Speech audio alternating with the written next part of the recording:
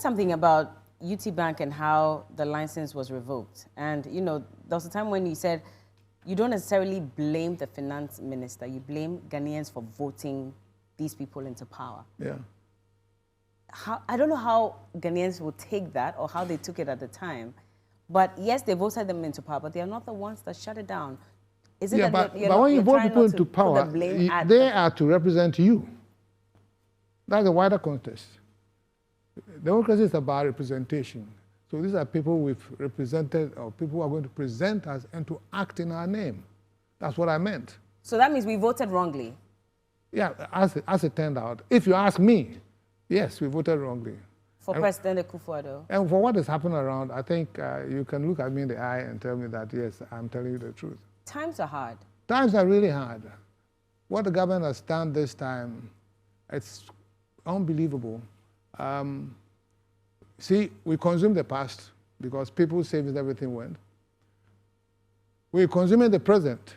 High taxes, inflation, utilities are going up by the day. And we've consumed the future. Yeah. Because there are debts that have been scheduled ahead of us. It is a desperate situation. And I don't think we've been in this situation before. We haven't? No. So if you had a way, would you say that, again, you said that it was wrong, or we made the wrong choice in terms of presidency, but these are people who are your friends or were your friends. Yeah.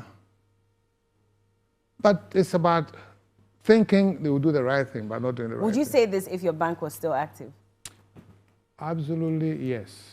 I'm not talking about Kofi Amoabeng and his bank, no.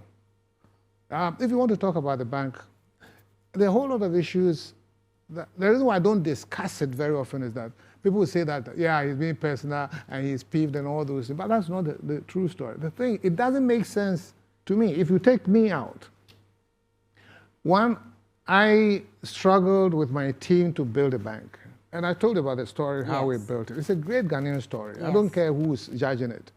And we need to create such stories and have a lot of it. That is what amounts to a country being developed or not. Every company will go into some kind of difficulty at some point in time. So the government comes in and realizes that, UT is having liquidity support and the Bank of Ghana is supporting it. UT owes about 800 million, right? Which it cannot pay because of the problem, the structure and things like that. The government spends about 2.2 billion to close UT Bank. Now, if somebody owes you 800 million and you have 2.2 billion to throw away, at least give it to the bank as a loan instead of just throwing the money away. Yeah. And UT didn't need 2.2 million cities to even turn around. But that decision decided to take. I don't know the facts that they had. They probably had something which they believed in and so on and so forth. But everywhere in this world, US, wherever, some stories are too big to just throw away. Yeah. And even banks that have been around for over 100 years go into these difficulties, and the government bails them out, and they pay and continue business.